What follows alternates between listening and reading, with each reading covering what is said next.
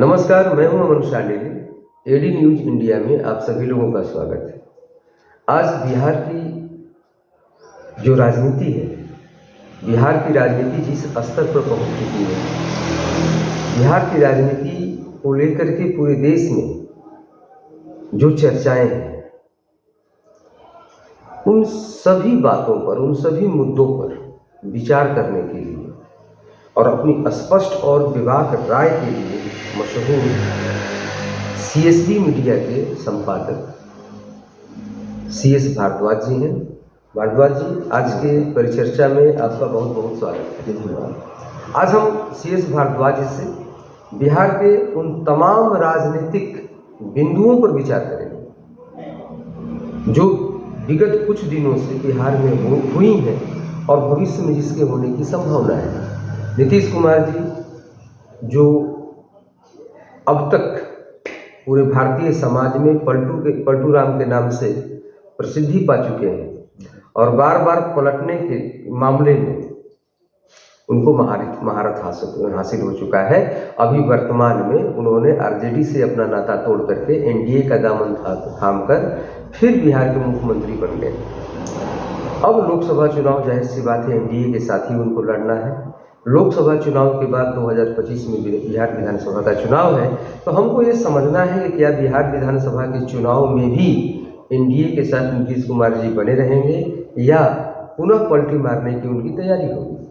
ये कई सवाल उठ रहे हैं भारतीय आम जनमानस में, बिहार की जनता के बीच में, क्योंकि बार बार पलटने के चलते थोड़े वो अविश्वसनीय हो गए हैं। अब उन पर जनता विश्वास कर नहीं रही है। इधर तेजस्वी यादव सरकार गिर जाने के बाद न्याय यात्रा को लेकर के पूरे प्रदेश में घूम रहे हैं। उनके न्याय यात्रा से लोकसभा चुनाव पर क्या प्रभाव पड़ेगा।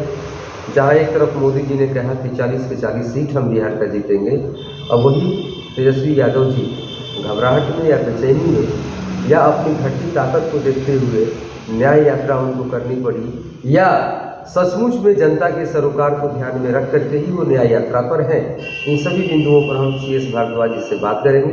भारद्वाज जी, मेरा पहला प्रश्न ये है कि माननीय नीतीश कुमार जी जिस तरह से पलटने में माहिर हैं, कई बार पलटी मार चुके हैं और फिर अंदेशा था कि पलटी मारेंगे और मार ही दी और NDA का दामन थाम दी, तो क्या लगता है कि बिहार विधानसभा के चुनाव तक ये NDA में बने रहेंगे या NDA का जो दामन है फिर छोड़कर RJD के साथ चले जाएंगे?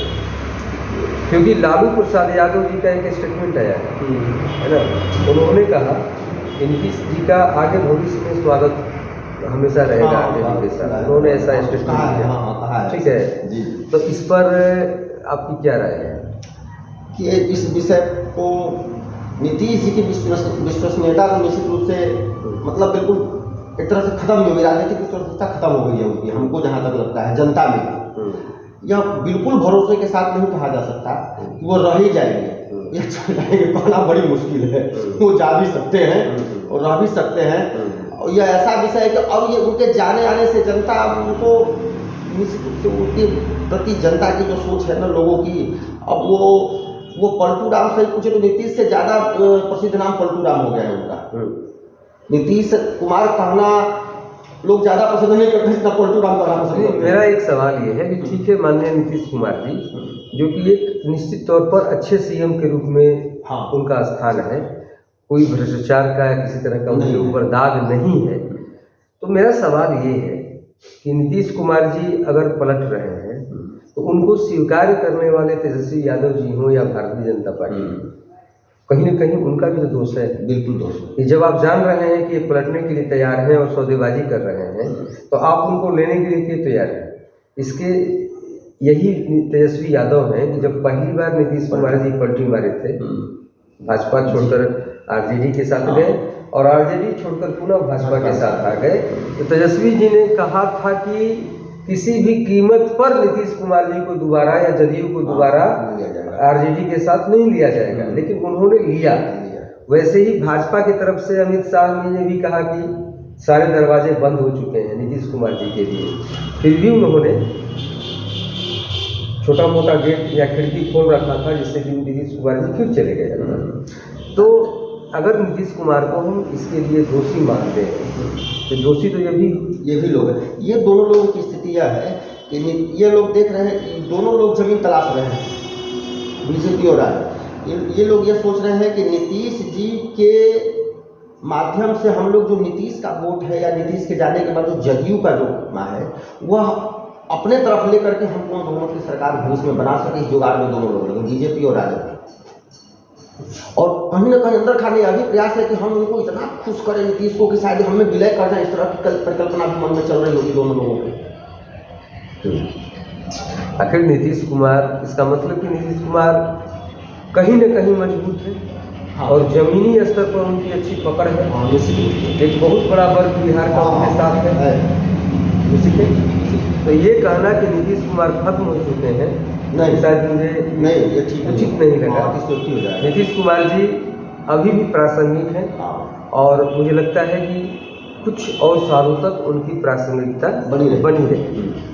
2025 विधानसभा चुनाव को लेकर क्या करना चाहेंगे? क्या जदयू और बीजेपी साथ चुनाव लड़ेगी? साथ में उम्मीद तो ऐसे की जा रही है, उम्मीद होनी भी चाहिए। मुख्यमंत्री कौन होगा बिहार का? घोषित एनडीए किसको घोषित करेगी मुख्यमंत्री? इसी मामले पर पेच फंसेगा दोनों के बीच में। हो सकता है बीजेपी चाहेगी कि नीतीश जी इस पद को छोड़। नीतीश कुमार जी अब धीरे धीरे शारीरिक रूप से और मानसिक रूप से अस्वस्थ हो गए हैं। तो निश्चित तौर पर अगला जो मुख्यमंत्री होगा, जो मुझे लगता है वो नीतीश कुमार जी के अलावा कोई और व्यक्ति होगा। तो जो कोई और व्यक्ति होगा वो जदयू से होगा कि बीजेपी से होगा? बीजेपी नीतीश के अलावा जदयू से किसी को मुख्यमंत्री स्वीकार करेगा ऐसा मुझे नहीं लगता है। अच्छा, बीजेपी अपना मुख्यमंत्री देगी? हाँ, तो अपना मुख्यमंत्री देना चाहेगी तो कहीं ना कहीं से उसमें नीतीश कुमार जी का भी राय होगा, प्रयास होगा उनका कि नहीं। बीजेपी की जो परिपाटी रही है कि ऐसे कैडर को उठा करके मुख्यमंत्री बना देती है, जो कि एक तरह से घनघोर राष्ट्रवादी उनको कह सकते हैं या सनातन धर्म के सिद्धांतों को लेकर के चलने वाले संस्कृति के प्रति गंभीर आदमी। लेकिन नीतीश कुमार जी की जो राजनीति रही है वो एक तरह से सांप्रदायिक सद्भावना वाली राजनीति वो करते आए हैं। उसमें वो कंफर्ट अपने को फील करते हैं। ठीक है, यानी जो हिंदू मुस्लिम सिख ईसाई सबकी बात है। ठीक है, तो उस स्थिति में भारतीय जनता पार्टी में ऐसा कौन सा नेता है जिसको कि नीतीश कुमार की मोहर जिसके नाम पर लगा सकते हैं? यह कहना, अब कुछ नाम मैं गिनाऊंगा। सम्राट चौधरी हो गए, सुशील कुमार मोदी हो गए, इसके बाद शाहनवाज हुसैन हो गए, नित्यानंद राय हो गए, ठीक है, विजय सिन्हा हो गए, इत्यादि इत्यादि बहुत सारे नाम हैं। इनमें गिरिराज सिंह हो गए। तो आखिर नीतीश कुमार जी के लिए कंफर्ट इन नामों में कौन है? अगर कोई नहीं है तो कौन सा नाम हो सकता है जो छुपा हुआ है?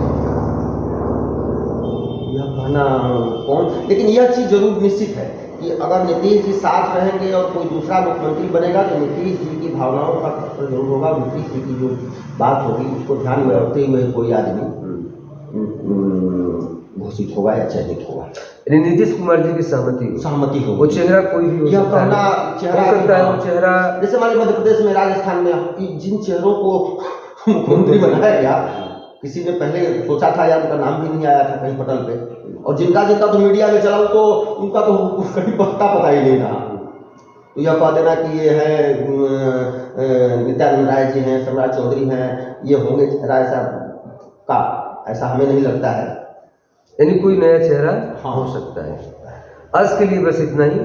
आज हम CS भारद्वाज जी से जानने का प्रयास किए कि नीतीश कुमार जी 2025 के चुनाव में भी क्या पलटी मार सकते हैं। इन्होंने ऐसी संभावना से इनकार किया। इन्होंने कहा कि अब ऐसा नहीं लगता है कि नीतीश कुमार जी पुनः पलटने की तैयारी में होगी, क्योंकि नीतीश कुमार जी अपनी राजनीतिक पारी लगभग खेल चुके हैं। अब यहाँ से अगर रिटायर भी होते हैं, मुख्यमंत्री पद से हटते भी हैं, तो वो केंद्र में अपनी महत्वपूर्ण भूमिका की तलाश करेंगे। वो ऐसे जगह जाना चाहेंगे जहाँ पर कि सम्मानजनक, सम्मान के स्वरूप कोई पद हो। तो आज की परिचर्चा में बस इतना ही। आगे अगले वीडियो में हम लोग बिहार से ही संबंधित एक वीडियो लेकर के आएंगे, जिस पर हम लोगों का बेहद गंभीर और महत्वपूर्ण डिस्कशन होगा, परिचर्चा होगी। नमस्कार, जय हिंद, वंदे मातरम। जय